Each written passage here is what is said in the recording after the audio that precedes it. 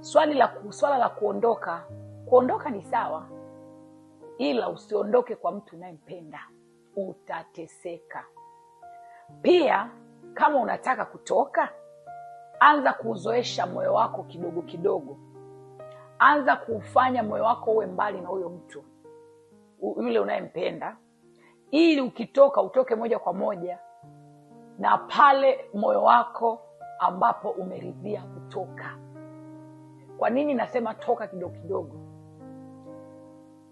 Ukitoka kwa ghafla utateseka, lakini ukianza kutoka kidogo kidogo. Kutokaje kidogo kidogo? Anza kuwa mbali na huyo mtu, kaa naye mbali, usitafute tena sababu, usiulize, usifanye nini, usitafute sababu ya kusema kwamba nimemfanya nini, natafuta chanzo cha kusema kwamba namwacha, sijui kwa nini anifanyia hivyo.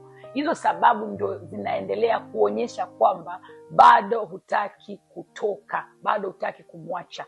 Kwa hiyo kuondoka ni sawa, lakini kwa ushauri wangu, usitoke kwa mtu ambaye bado moyo wako unampenda.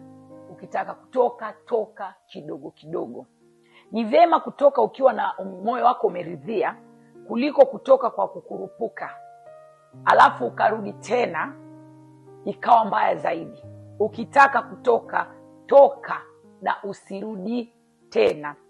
Ukirudi tena utakutana na maumivu makubwa zaidi ya yale ya mwanzo, na utakuwa umetonesha vidonda na haviwezi kupona tena.